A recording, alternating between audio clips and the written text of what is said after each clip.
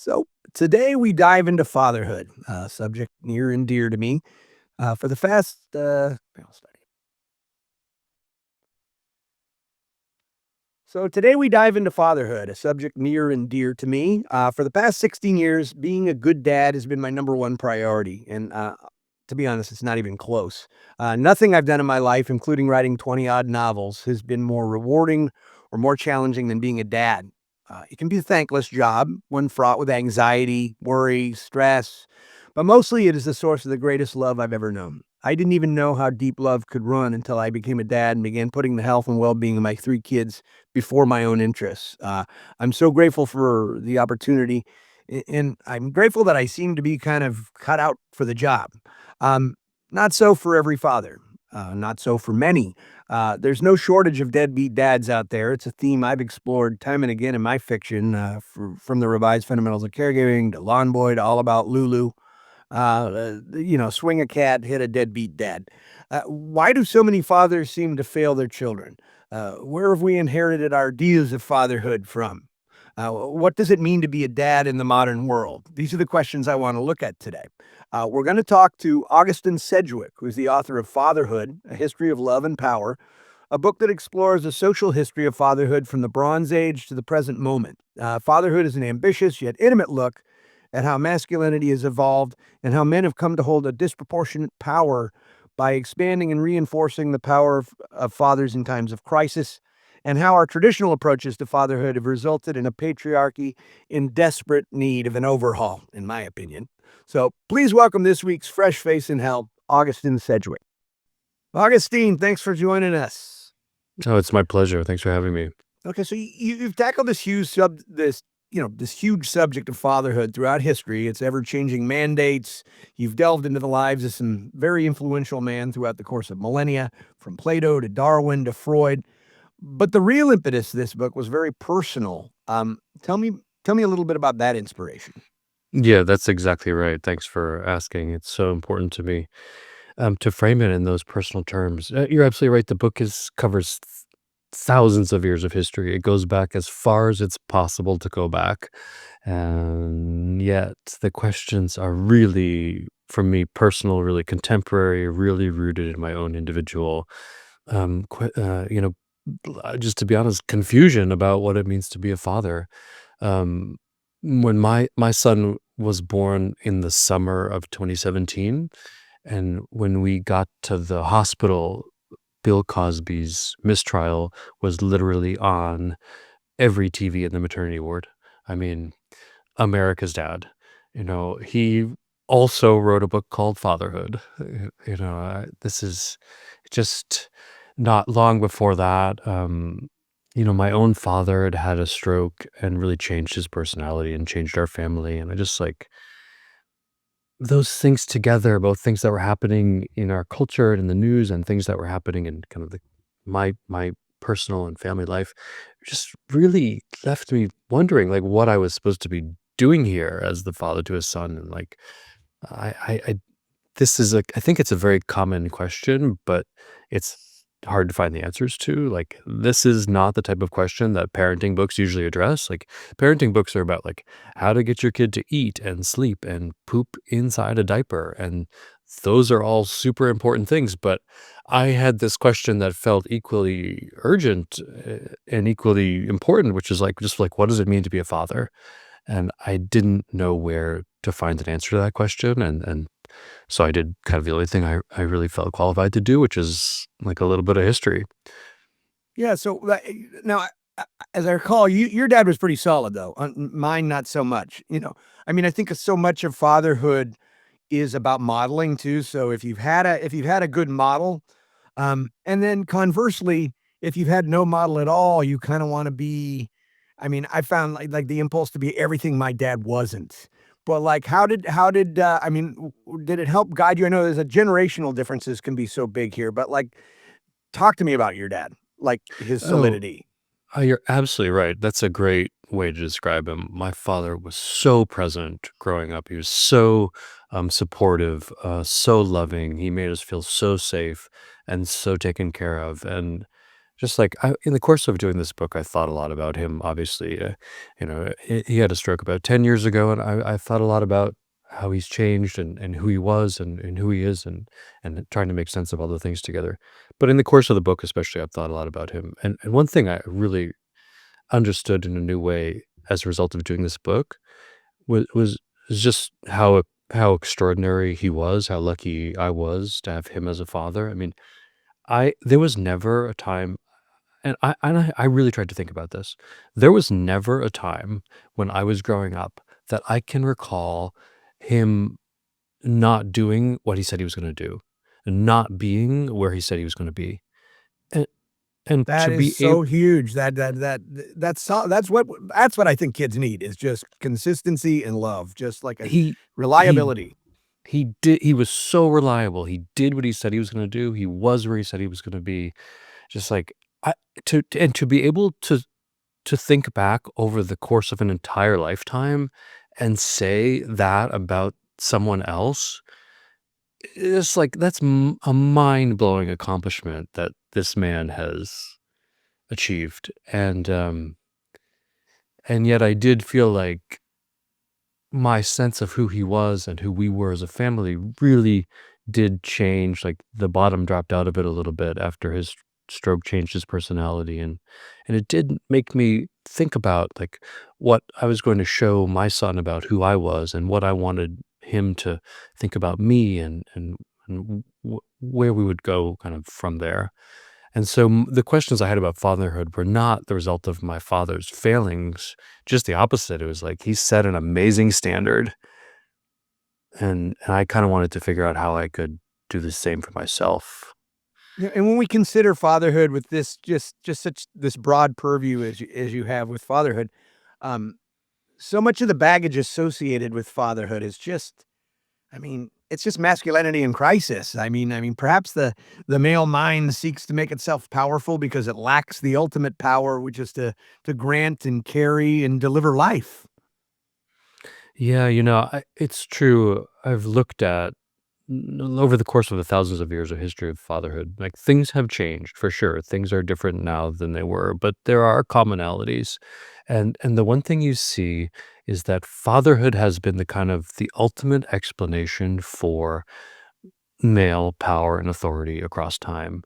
I mean, this is the claim that's put forward to answer the question, like, why men rule. Um, Fatherhood is described as this kind of godlike paternal mandate. Like, men are claiming, I know best. If you do as I say, if you listen to my rule, follow my rules, you will be protected and provided for. And if not, then, well, good luck. Bad things are going to happen. So who And placed this who is it that's ultimately responsible for replacing this responsibility of paternalistic authority on men if not men himself? no, Right? Yeah, yeah. men themselves have made promises that are only fulfillable by gods, for sure. And we'll never know, like, fully when that started and who was the first person to view it this way. But my theory is, yes, as you said, like, men have made these promises that are impossible for mortals to fulfill. I mean, no one individual can always know what's best. No one individual can always take care of the people they love. It's just not possible. You'd have to be a god to do that, and spoiler alert, men are not that. We'll never know where those promises started, but yes, I think that they have helped to elevate men over women, which is especially important considering that women's power to create and sustain life is vividly clear, exactly as you said. Men don't have that power, so they made up fatherhood. Yeah, and as a result, we have this, like, whether or not I mean, we have so much, toxic masculinity and just, ominous machismo in this world. And it just seems like it all stems from a sort of collective, sense of, inferiority complex or something. It seems like the patriarchal power structures are so unnatural and have done so much damage to humankind. I mean, can we get back to the matriarchy already? I mean, to me, it's like moms should rule the world. And I don't just mean women should rule the world too, but, like, moms just get it. Like, I mean, not having my dad be around, my mom being a mother to 5 single kids. I mean, I just saw just in every across the board. She had the administrative, she had the authoritative, she had the sensitivity, the listening. I mean, just all the skills were there, just sort of built in to motherhood. And I guess like men are just supposed to just try to learn it. And I don't think we got off on a good foot. Right, through no fault of our own, and that's a really interesting first of all, that's an amazing story, congrats to your mom, she nailed it, it sounds like. Um, but it is true that, like, the men's making these the eagerness of men to claim this, like, godlike mandate for themselves has not worked out well for men, like, men have suffered from this just like everyone else has, like, if we were to kind of have a more kind of humane standard of what it means to be a father, if we were to have kind of more nuanced standards about fathers' powers and responsibilities, like we would be more forgiving of ourselves. We would be more forgiving of each other. We'd be more willing to ask for help if we were to recognize like that you don't always know what's best. You can't always protect and to provide. I mean, just like especially as like a single father, it's like parenthood is so punishingly expensive in this country. Like what if it weren't seen as my individual responsibility to always protect and to provide for my child? What if it were like a shared responsibility and like getting sick wasn't a financial disaster and trying to send my child to school wasn't a financial disaster and like wanting to live in a house wasn't a financial disaster? I mean, what if these were shared responsibilities, not like individual responsibilities? And I If feel we like that's could, yeah. kind of where we're going a little bit. Like, I mean, I look around at my friends and I look at sort of the, traditional sex role allocations, and I see so many more kids, men today, my friends, than in the 70s that they do all the cooking around the house. They do a lot more of the shopping. They're much more hands-on parenting. There's diaper changing going on. We've got more female breadwinners. It does seem like the balance of power is shifting in a positive way. And I think it's a really good time to be a woman, and especially a young woman. They're thriving right now. Being a young man, Scott Galloway talks about this a lot. Being a young man, it's kind of a lot of young men in crisis right now. And part of Yeah, that is because of these traditional mandates that, where's the mantle for them? The goalpost is changing. 100%. Yeah, I think women are killing it, doing great. Men, not only young men, but also middle-aged men, older men are struggling in real ways. And when I say shared responsibilities, I don't even mean just within a family, like between partners, between a man and a woman. I mean, like, what if like the responsibilities that we had taken on as individual families could be shared more generally? Like, what if we took care of we're able to ask for help from each other across families and across, kind of communities more generally, and have ways of taking care of each other that didn't put so much pressure on individual parents and individual families. And, yeah, I think the pressures that young men and men especially feel would be reduced if they were to understand like that as a possibility. So I've got a That didn't 16-year-old boy. Yeah. Okay, so and I just what you talked about, like spreading that responsibility.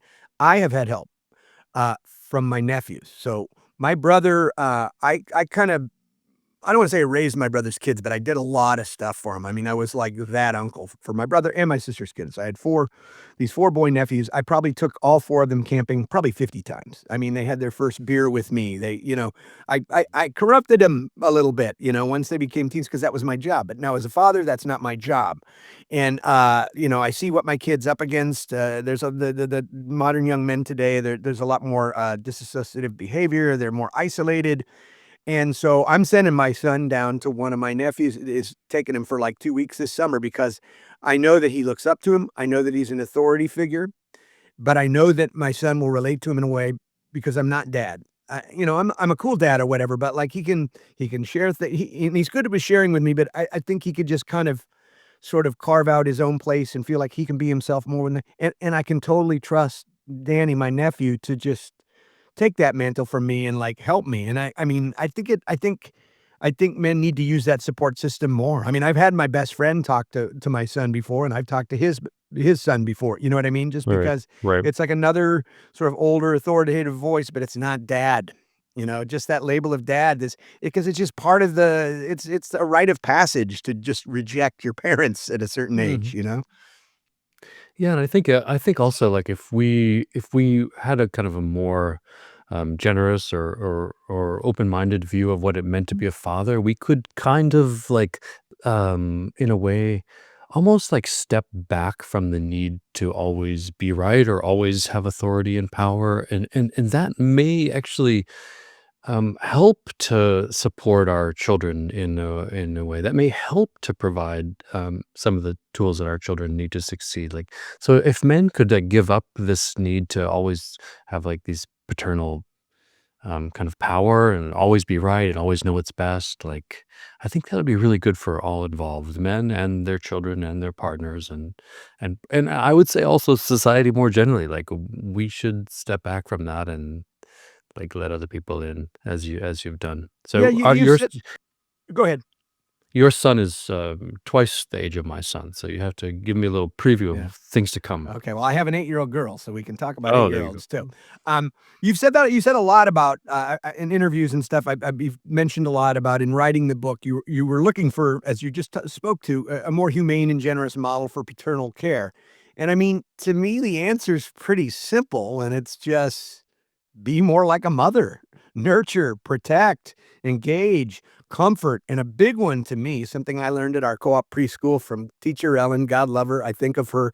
She was so helpful in us raising our kids. And one of the things she taught us is just the power of spending 15 uninterrupted minutes. I mean, a minimum at a time with your kid to really engage, because as fathers, as working fathers, and this mothers, just working parents, we're distracted. We have texts, we have other responsibilities. We might have to make lunches, but the kid wants your attention. But like I found that with my kids that I just spend such big blocks of uninterrupted time with them. And that creates this sort of I don't know, like they're very confident, I feel like, because of it and secure. And I think it's just really hard to do in the modern world. I mean, what talk to me. We're That's just talking really as two interesting. dads here. No, that's really interesting because, I mean, I think the I have a lot of thoughts about that, but the takeaway that I kind of came to from the book, I came to at the end of the book was like, the history of fatherhood has been like, father knows best, father knows best, father knows best, over and over again. Maybe, like, father should just, like, listen for a second. I, like every woman in the world is going, yeah, you think?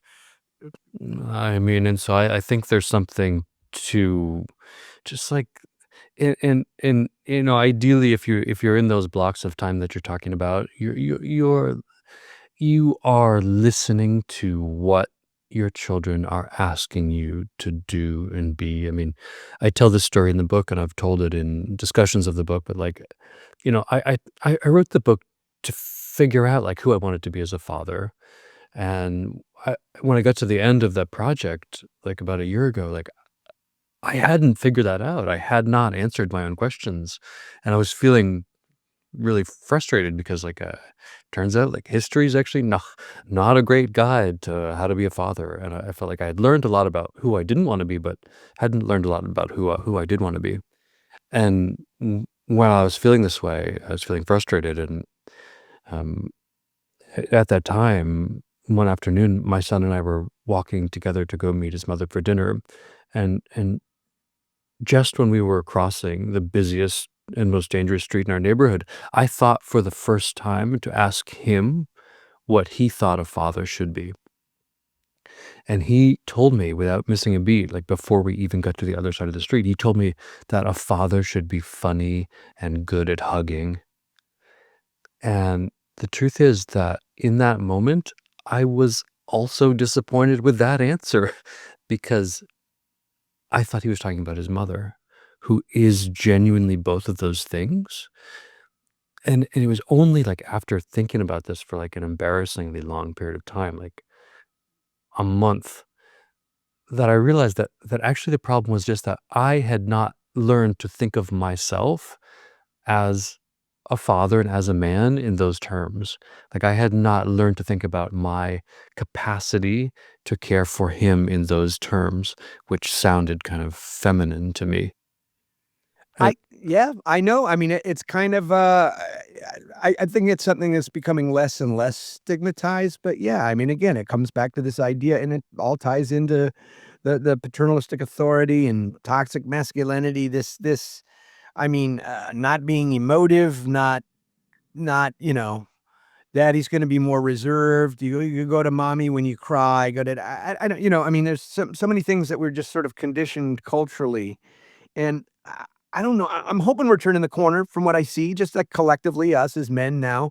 Um, 'Cause for me, being a father defines me. I mean, I'm a busy guy. I got a career and I got about 4 or 5 other jobs that are sort of ancillary and kind of feed into that career. But the bulk of my life is seriously just geared towards serving my kids. I mean, providing for them, encouraging them, protecting them, listening to them, making them sandwiches, taking 6, I'm a soccer mom too, And like even the restaurants we pick and the vacations we go on are geared towards giving our kids that experience. Of course, we'd like to go to Paris or something and go to the Louvre and stuff, but, we end up at Legoland 3 times for everybody's 7th birthday.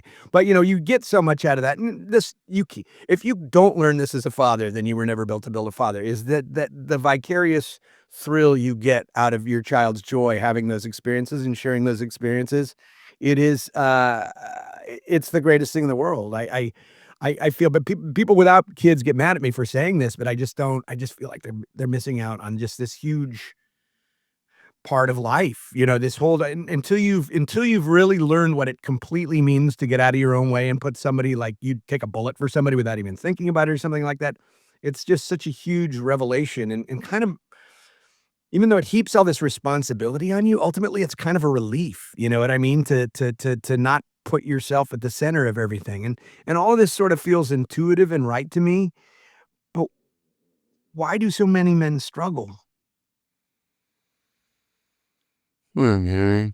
I know I'm talking to you like a psychologist. A lot of your book is history, but this was the conversation I was excited to have about you. We're gonna talk about Plato and Darwin and those guys, but Mhm. I was just really interested in talking to you as a father and No, well, the interesting thing about the history is the history of fatherhood is it's a history of men struggling, right? I mean, the history of fatherhood is not is totally centrally focused on the history of men struggling with what it means to be a father and living up to ideals of fatherhood and trying to find their own way through. I mean, because men are not gods, they have again and again and again come face to face with their kind of inevitable inability to meet these godlike standards of always knowing best and always protecting and always providing. But I think so. The history of fatherhood is exactly the history of men coming face to face with their own questions about what it means to be a father, their own anxieties about whether or not they were good fathers, their own kind of need to feel like fatherhood should be changed and should be something else.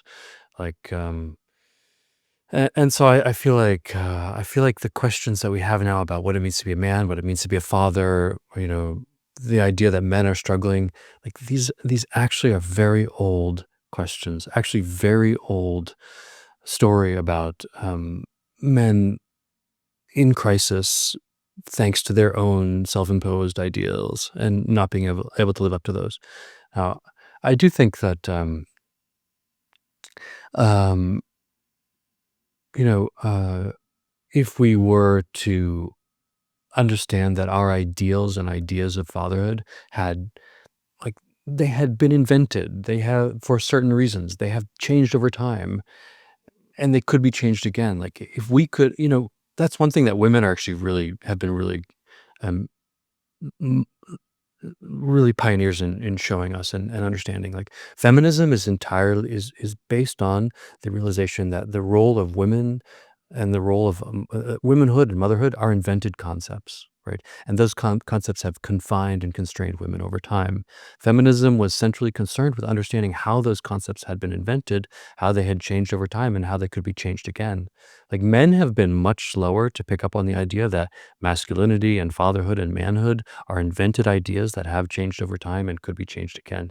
And if we could pick up that thread, like we would feel a lot less inadequate. We would be much more generous with ourselves and each other, I think.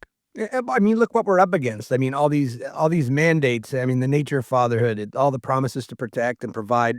It requires us. I mean, you said something similar. I think in an interview, it requires us to confront the paradox of boundless love amid finite power. Our wishes for our children may be limitless, but our ability to make those wishes come true is decidedly limited.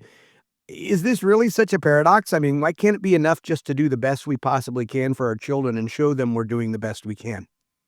Yeah, absolutely, it could be. Just, when you set yourself against this wider standard, most men end up feeling like they're not meeting it, and uh, I think both of us are expressing kind of versions of feeling that way, and I think that one way that I've tried to understand, like, that was the nature of my questions when I became a father, is like, how can I possibly do this? It doesn't seem like I don't know what to do. I don't know how, and that's very common. I think my questions were kind of a heightened version of these really common questions, but yeah, if we were more open to just like the idea of listening and being helped, and like, other people telling us how to care for them, I think, that would be enough. Yeah, Yeah. and kids are so resilient too. I think we're harder judges of ourselves than our kids are. Kids are very forgiving. God knows. I mean, I talk a lot about how hard I try, and I know. I mean, I find new ways to fail as a father, as an artist, as a friend. Every day I'm finding new ways to fail. But like one thing people see is the effort. You know what I mean? And I think your kids see the effort. I think your friends see the effort. And we're flawed. We're flawed. I I think it goes so deep with men in this thing with, women is women are the only ones that can give birth. They're the font of life or the fountain of life or whatever. I read somewhere, I don't even know if it's true, but I've kind of noticed it seems kind of true that traditionally infants look more like their father. Um, and then they tend to, as they get older and they tend to start looking more like their mother. I know this is a generalization, but that made sense to me because I'm thinking back to like, I'm thinking back to like, the Paleolithic era or whatever, going way back and just like some cave dude looking down at this infant and like, oh, it looked like me, we protect. Otherwise, it's just gonna leave him for dead. You know what I mean? I think like it kind of makes sense, like this idea that the infant is more likely to mirror the father, and the father sees himself in the. I mean, it says something about the male ego and the male insecurity. I mean, what do you think about it? Have you ever heard that? That could be total bullshit, but I I wanted I to run I with it. I've never heard it. I mean, the interesting thing is, like, one of the really fascinating things I learned about in the course of writing this book is, like, it was not until the 1980s and the 1990s that it was possible to determine paternity with absolute certainty. The 1980s and 90s was the first time we could ever be 100% certain about paternity. Is that not incredible? I mean, It it really was is with advan crazy. and, this is 30 years ago. I mean, so it was advances in genetic sequencing that made possible DNA-based paternity testing for the first time could definitively answer the question of who was the father. Like, before that, and for the entire rest of the history of our species, you couldn't be sure, and probably for the vast majority of the history of our species, there was no understanding of the mechanics of reproduction that could have supported anything like our contemporary concept of biological fatherhood. I mean, there's probably no understanding like that one act of sex could lead to one pregnancy, which only became kind of evident months later. And so the truth is, like, no one really knows when and where the idea of fatherhood started. Like, that child is mine, and that child is the one I will take care of, and no one really knows who the first father was. Yeah, we're gonna get to, and we're getting really close here to getting into really digging into the historical part because I think one of the first. Well, we'll talk about that in a minute. Epic of Gilgamesh, I think, is one of the first sort of like acknowledgments of fatherhood. But I just got to say, because this is something I'm sort of working out myself. I'm really hard on dads. I really am. I guess it probably starting with my own dad who flew the coop when I was young and left my mom to figure things out. I mean, he paid his $150 a month in child support and whatnot, but he just did it seemed like the bare minimum, and he was mostly absent for my whole life. Now, he's not a bad guy at all. I mean, he's charismatic, he's a good-looking dude, he's, a little self-absorbed, maybe even on the spectrum, but the thing is the harder I have no reason to really begrudge him. I mean, he left me. I could begrudge him, but I'm not somebody who holds on to grudges. I mean, Uh-huh. in that way, because I can talk to him when I do, and I'm like, "Hey, he's an interesting guy. I can see a little bit of myself in him or whatever." But the thing is that the harder I work at being a father and the more hand-wringing, the more responsibility, the more anxiety I take on, the more I find the less I respect him. Just because, like, this is hard, and I didn't see you working that hard. I think our kids see our hard work. Back to the sort of like them seeing the effort, you know? I mean, I think it's probably so much better for a kid to see a dad who's deeply flawed, but really trying, maybe has his inconsistencies, but is deeply trying versus the sort of implacable absentee father. I think that's a real problem. D Well, right. I think it would be better for both children and fathers if fathers could talk about the flaws and the failures and the shortcomings and the anxieties and the inadequacies and everything like that. Have you talked with your father about his decision to leave the family when you were growing up? he I don't know if it's that he's evaded it or I've evaded it. I keep thinking, he's like 92 now. He's blind and deaf, but God, he's a stubborn old fucker. He's still like he wears a helmet because he keeps bumping his head, and he Oh, lives in really? this trailer, and he still works out twice a week because he was a bodybuilder till he was like 70, and now he has Yeah. this. I got to go check it out. He's got this like I think it's just like 100-yard big rope, like a ship rope, and just leads himself around the property in the trailer by this rope because he's blind and deaf. Sorry, that's just a little bit of an aside. I need to sorry for making you my therapist here too, but, like, I haven't talked to him in probably 7 or 8 years, I kinda feel like the time has passed. He can't hear me, he can't see me. Yeah. I really have forgiven him, you know what I mean? But I'm starting to feel like I owe him an apology for not, I mean, I guess I don't know, maybe he did his best. Well, look, I mean, I think that these are really part of, what we're talking about is the standards that come down to us. We can recognize those as artificial, we can recognize those as invented, but we also need to recognize that they have real power in our lives to shape how we feel and, about, ourselves and about each other, and, like, it's really hard to confront someone across that set of standards and expectations. Fatherhood creates a kind of burden and weight for that is shared by everyone involved, and like, I totally understand why you wouldn't want to talk to your father about this thing, although it's very important to you, obviously, at the same time. And like, I have to say, I was very reluctant to share this book with my father, even though, um, it's very complimentary of him, and eh, I still was reluctant to let him, or I was worried that he might think that, my writing the book was a kind of rejection of the example that he set, and that's not at all the case. And he didn't feel that way, but I was still worried about the fact that he might. And yeah, it's a very hard thing. It's not only hard. Fatherhood is not only a hard thing to do; it's a hard thing to talk about.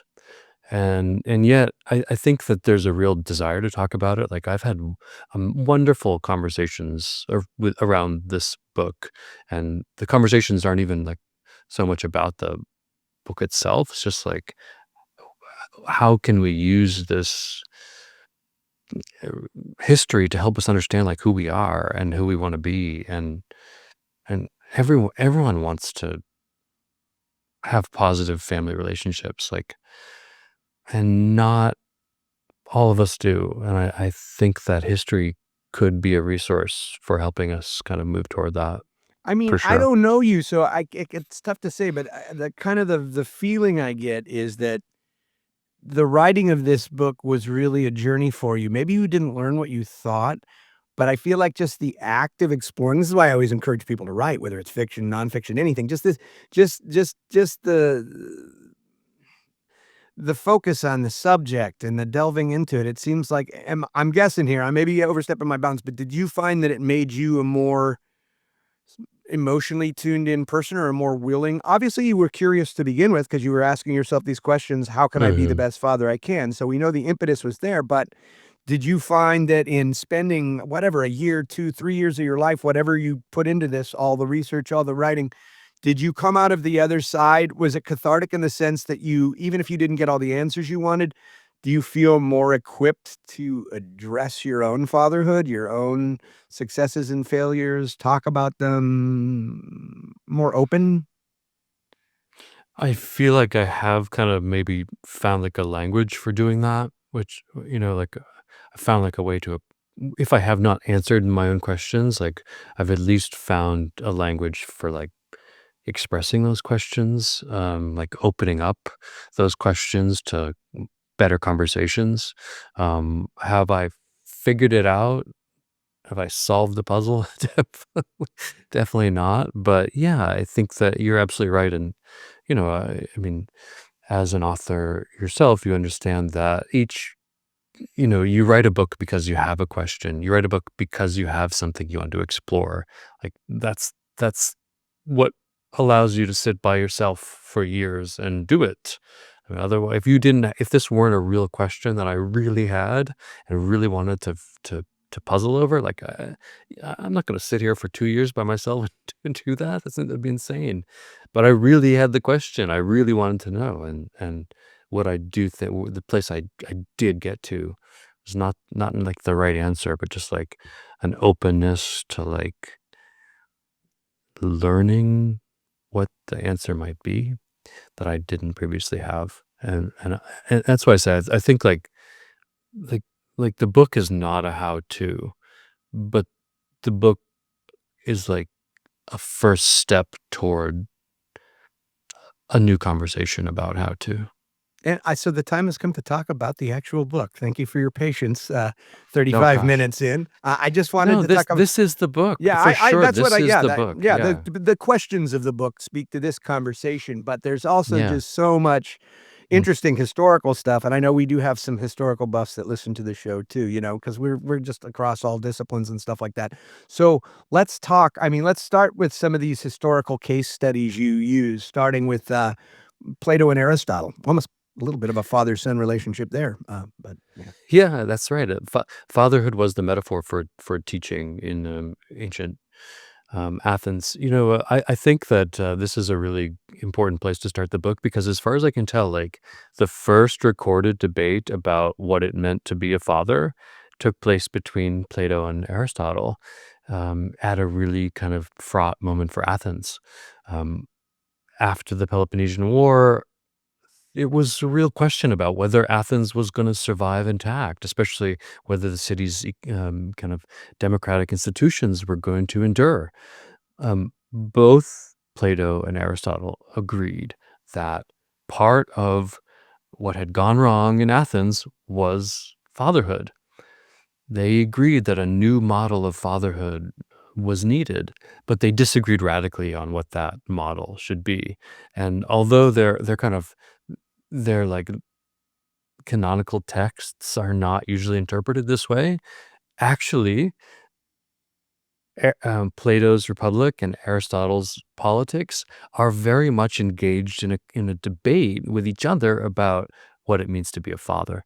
In the Republic, Plato proposed that the way to fix fatherhood was by abolishing the patriarchal household, so that everyone within the state would come to see everyone else as basically a family member, so that the state would be the size of it, so that the household would be the size of the state, and everyone viewed each other as members of the same household and commonwealth. See, that Aristotle doesn't sound scalable to me. I think in reading this argument, you're gonna get to Aristotle. I was kinda more on the Aristotelian side of this argument because that just doesn't sound scalable. It sounds like a nice well, ideal, but yeah, well, it's like he thought that no for Plato, he wanted to get rid of private property, and patriarchal marriage, and he thought that the key to treating everyone equally was that no one would know his children from anyone else's children.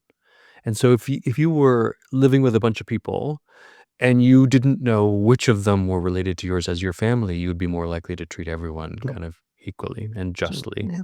And Follow the for golden Plato, rule. Yeah.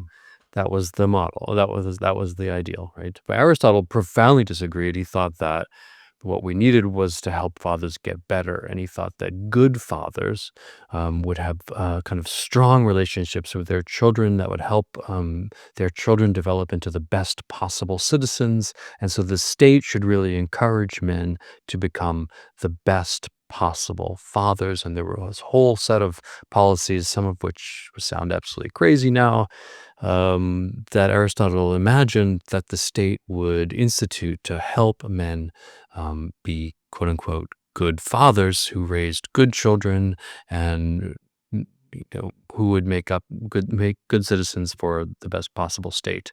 And he specifically said Plato was ideas. It's Aristotle's the the beginning of Aristotle's politics is basically saying exactly what you just said. Like Plato's ideas are crazy, dude. Don't do that. Instead, we should do this instead. And then along comes, St. Augustine, who just completely changes the argument by taking, at least Plato and Aristotle have accountability in both of their arguments. But Augustine's this patrilineal transmission of sin, it redefined fatherhood as a flawed, fallen condition rather than a source of virtue. How has that worked out for us? I mean, I loved writing the chapter on St. Augustine because I have a personal connection, obviously. And depending on your perspective, he's either the best or the worst of the saints. He invented, as you say, original sin, and in the process, really defined modern Christianity. Augustine was, before he was a priest, before he was a bishop, before he wrote Confessions and City of God and invented the concept of original sin, Augustine was a single father. He had a son whom he loved more than anything in the world. He took kind of responsibility for the boy's education.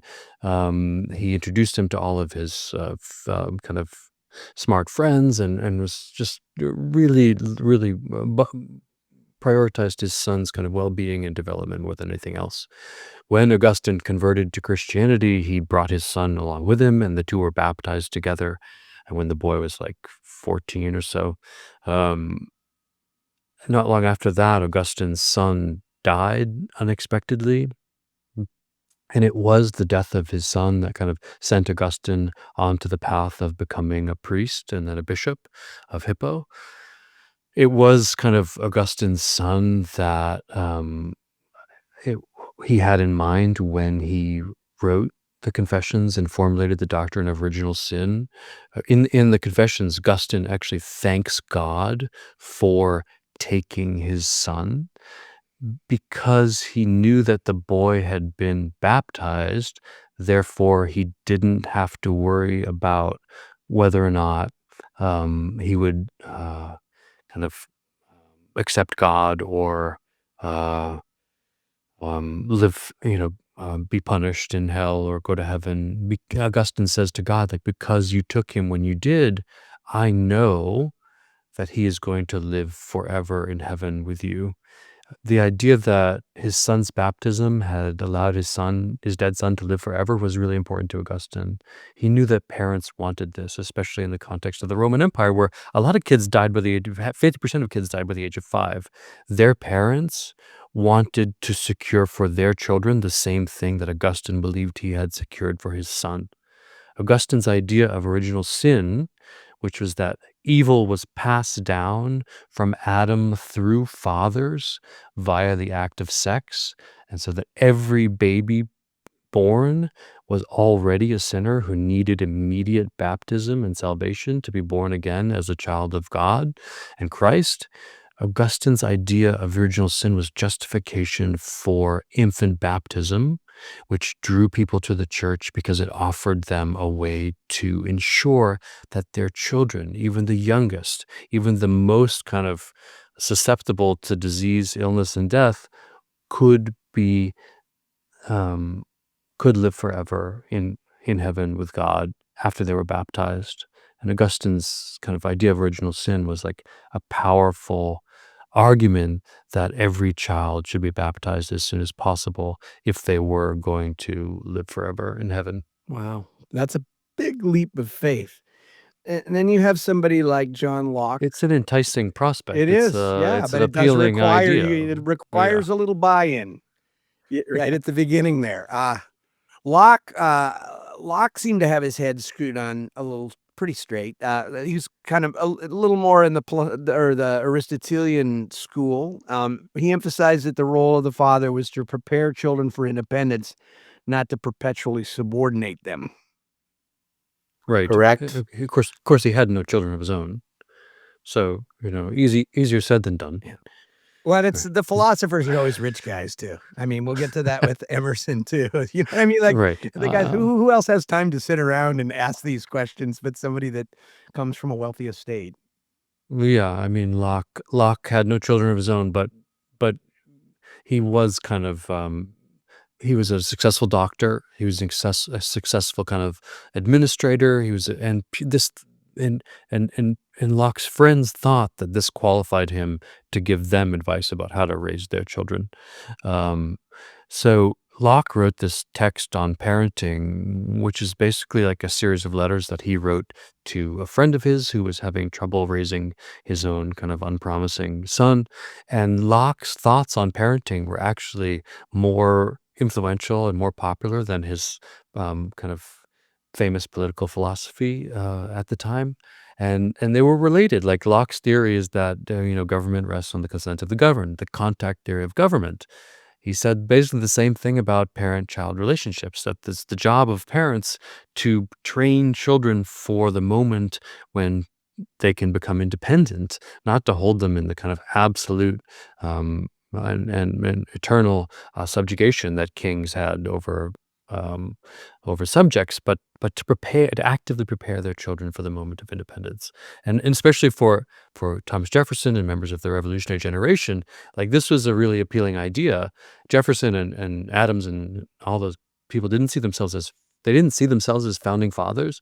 They saw themselves as brothers who had a bad father, the king, and because the king had not done his job and prepared them for independence and given it to them when the time came, like it was their job as brothers of a bad father to get rid of their father. And the language of the revolution really was the language of like a family dispute. So yeah, something about that Lockean idea that really resonates with me goes back to Teacher Ellen, our ICP, our co-op preschool teacher, who I said I think about, who taught me so much about parenting, and that I think about this all the time with my kids. Is that she would say she'd always remind us to remember the adults we're raising. It takes a lot of the pressure off in a way. Like I mean, especially when my teen he was struggling there for a couple years, and I kept saying to myself, I know he's gonna be fine with adulthood. I just wanna get him through the hormones and the external social pressures and all the quagmire of the high school, and I knew he was gonna be alright. I think it's really easy to infantilize kids all the way up, but even from the beginning, we kinda talk to our kids like adults a little bit more. You don't just say, "Hey, baby talk all the time," but, like, just constantly just sort of thinking about, like, what kind of adult do you want? What kind of, like, sort of base are you giving them for security and, like, self-confidence and, like, to make them feel like they can go out and do for themselves and they don't need mommy and daddy all the time. Um, Right. yeah. Yeah, I mean, Locke and Rousseau are both like this. They think that basically the most important thing you can teach a child is resilience, or what the TED industrial complex would call grit. Now, um, it's like both Locke and Rousseau, who were not really fathers themselves, thought that it was the job of a father to like make your kid uncomfortable so your kid would learn to bounce back and overcome that. And that's what being a person was. And you started to What dovetail fair into enough. Jefferson and the founding fathers there, and, Jefferson presents just, such a contradiction, right? I mean, he's a founding father espousing freedom to all individuals, and yet he's a slave owner. Like, how do we resolve, what Jefferson has to say about anything with any authority with the fact that he wasn't really walking the walk? Yeah, I have no resolution to that question, but I do think that his story is indicative of something much bigger. Uh, when he, like I said, the premise of the Declaration of Independence was that mm, the colonies had a bad father and they needed to overthrow him because he hadn't set them free when they were ready to be free. At the same time as they claimed that kind of prerogative of independence for themselves, like Jefferson and his colleagues in the revolutionary generation claimed a sweeping paternal mandate over indigenous Americans and enslaved Africans, as The you great white mentioned. father. The great white father, right. Jesus. And for Jefferson, that there were political and economic reasons for that. Like they thought that that was necessary for developing the United States as quickly and as effectively as possible. But there were also personal reasons for that. Jefferson had personal investments in playing the father and not the father to both indigenous Americans and to enslaved Africans at Monticello. And I was on a podcast about the book, and the host said to me something that I really appreciated, which is like, wow. He said, it sounds like Jefferson's life was really messed up. And Jefferson never would have used that term, but I think Jefferson would have agreed. It was messed up. I mean, he, as we know, had Jefferson children of his own with his wife Martha, who died, and then after Martha's death, Jefferson took up with Sally Hemings and had who was an enslaved woman, um, he owned and had 6 children with Sally Hemings, 4 of whom survived to adulthood. And Jefferson went to extraordinary lengths to keep these parts of his life separate from one another.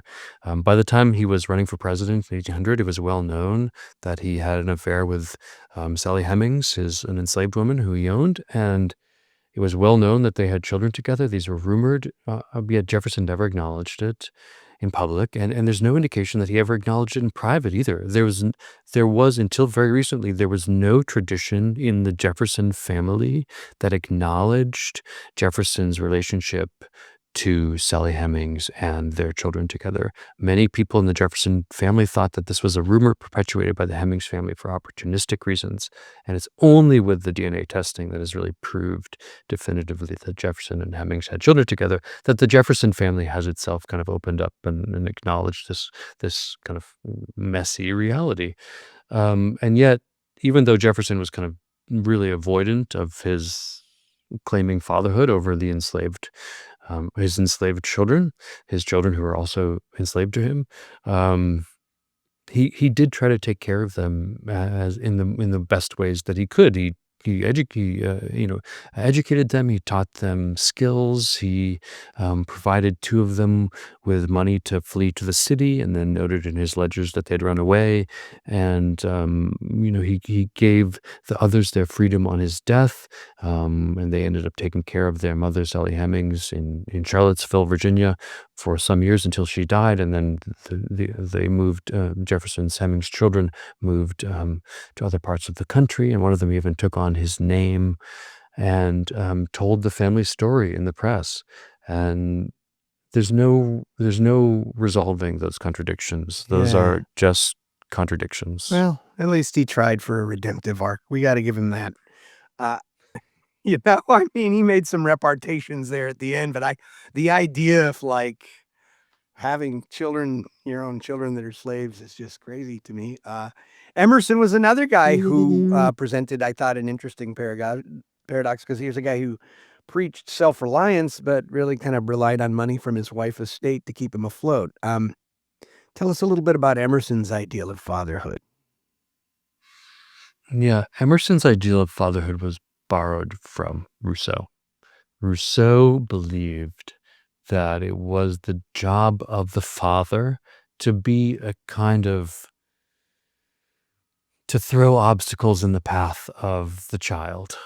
And so for Emerson, self the way to raise a self-reliant kid was to basically put up challenges and, like, make the kid, learn to fend for himself and, like, um, either he sank or swim. And Emerson had hated his own father, and it became in part because when Emerson was a boy, his father used to literally throw him into Boston Harbor and let him sink or swim. And then Emerson he despised his father for doing that. And then, of course, when Emerson grew up, and he that kind of became his own ideal of fatherhood. It was his philosophical idea of fatherhood. It was not necessarily what he practiced. I mean, at home with his own children, Emerson was a real softy, and he was absolutely devastated when his son and namesake Waldo died unexpectedly at the age of 5. And Waldo's death um, really led Emerson um, to question his own perception of what it meant to be a father, what it meant to be a man, what it meant to have meaning in your life. I mean, he struggled to understand his son's Waldo's death as anything more than like the way he put it was like it, it was the loss of an estate. He had lost the way he compared his son's death to the loss of money, and he said that it left him no poorer than it had found him. And I just wonder if that was, in a way, without I would kind of psychoanalyzing Emerson, just like in a way self-protective. Yeah. Well, my mom has outlived 2 of her children, so it's a game changer. Of course, as a father, it is your greatest nightmare. You don't go a day without thinking about that possibility. You try to, limit from like I can't help but be a little bit of a helicopter because of it. As hard as I try not to be, it's just like, look, if I can diminish the odds by 50% that some freak accident is gonna take my child like it took my older sister, then I'm gonna do that. Um, there's a couple more guys I wanna talk, it's to we're because we're getting close on time, but we gotta talk a little bit about Darwin, who kinda very Darwinian, but he actually sort of studied his children like subjects. Yeah, I mean, everyone knows Darwin is the guy who went around the world on a boat and found finches in the Galapagos. But the truth is that and discovered evolution, and through this voyage that he took around the world on the Beagle. But the truth is that he did most of his thinking after that voyage. He did most of his thinking in the context of his own home, where he, as you say, observed his 10 children as if they were specimens like any other. And, Darwin's idea of evolution really is an idea about the relationship of parents and children. It's like, what makes us who we are? Where do we get our traits and characteristics from? He brought those questions to his own life, and he observed his children to figure out answers. In part, he was motivated to do that, like think about i- traits and inheritance and evolution and survival of the fittest in terms of his own children, because he was really worried that they weren't the fittest. I mean, he was really worried that his children would inherit kind of Darwin's own kind of physical ailments. He was really worried, especially because Darwin married his cousin, and he thought that their close marriage would kind of exacerbate the poor inheritances that he had um, passed on to his children. So Darwin was always watching them with an eye toward trying to understand this broader concept of the inheritance of traits and what does it mean? Why do certain traits survive and certain traits go away? And what does it mean for nature to strive for natural selection or for the fittest to survive? In part because Darwin was just so worried that his children wouldn't be selected by nature, that they wouldn't survive. And one thing that Darwin's approach to parenting led him to do is like because he was so worried that his children were not naturally the fittest and would not naturally be selected, he really prioritized every intervention into their lives that he could reasonably make, like choosing the right school Mhm. and helping them get the right careers. Like Darwin was so worried about what he had passed on to his children that he was himself kind of a helicopter parent before the term. Like, he was deeply, deeply involved in his children's life, trying to make sure that they would become the fittest. And he was not the only, subject of your book who sort of, studied his children in a sense, Freud famously psychoanalyzed his daughter Anna. Yeah, well, Freud invented psychoanalysis by psychoanalyzing himself after his own father died. And it was he kind of would hit Freud was a bit ashamed of his father in his life, but really devastated after he died. And after Freud's father died, Freud would sit around in the evenings and drink wine and free associate and just like try to have thoughts and interpret, make connections from one thought to another. And it was during that time of like trying to think through the meaning of his own father's death and his own feelings for his father that he really invented the psychoanalytic method, that he really began to understand that, our lives are shaped by our relationships with our parents, and that, for most of us, in Freud's idea of human development, if a healthy human development resolves these conflict with the parent by overcoming them, and that's how you become a kind of real full-fledged person. But if you have a psychological pathology, and as Freud would have said, then it's because you haven't fully worked through or resolved your relationships with your parents. And, Freud was one of those who thought that, basically the inside every adult is the the remnants of a child, and treating adults and helping adults kind of fulfill their kind of individual personal development meant, in many cases, treating the child by healing that child's skewed relationships with his or her parents, which is one thing that he tried to do for his daughter Anna, and against all the official rules of psychoanalysis. Well, sometimes you break the rules. He is Augustine Sedgewick. The book is Fatherhood, A History of Love and Power. Augustine, I really want to thank you for your openness, your willingness to engage in a kind of a personal, vulnerable conversation about fatherhood, as well as is diving into the all this historical context. And just thanks for being our fresh face in hell this week. Well, it's an honor. I want to thank you for your openness and your real willingness to share your own questions and your own experiences. And that's been the best part of doing this book, is having these types of conversations, which are hard to have in many cases, but in my experience, very rewarding. So thank you so much for that. Thank you, my friend.